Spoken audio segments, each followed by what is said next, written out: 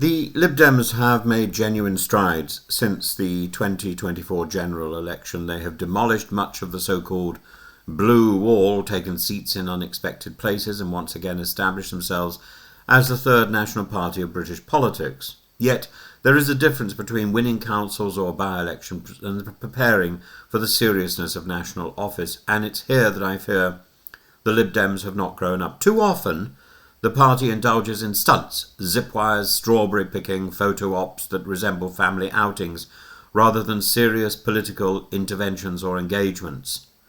Ed Davey's refusal to attend the Trump state banquet may have earned him headlines, but it's not a strategy, it's theatre without consequence.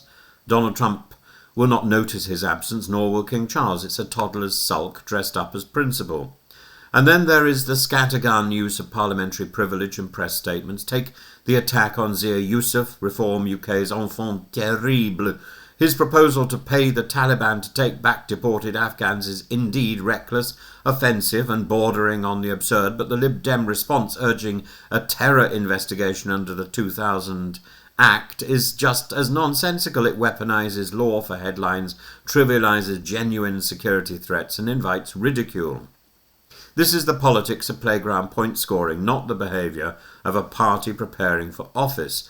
And immigration is the prime case where the Lib Dems need maturity. To blame the Conservatives alone for breaking the system is historical amnesia.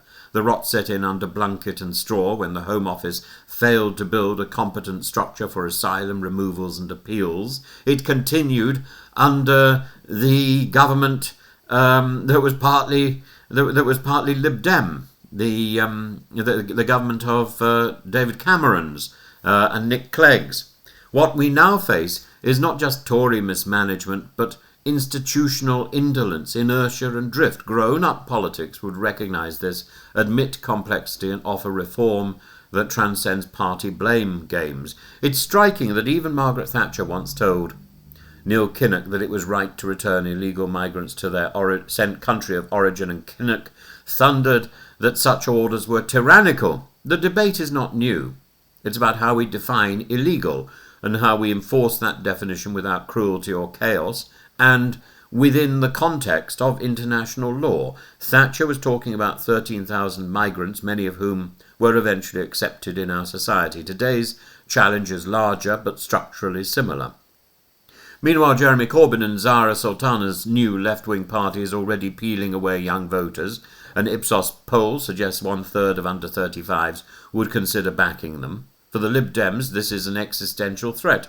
The Greens are also in the mix. If the Lib Dems continue to act as if their only role is to heckle from the sidelines, they will lose their place as the natural home of progressive voters disenchanted with Labour.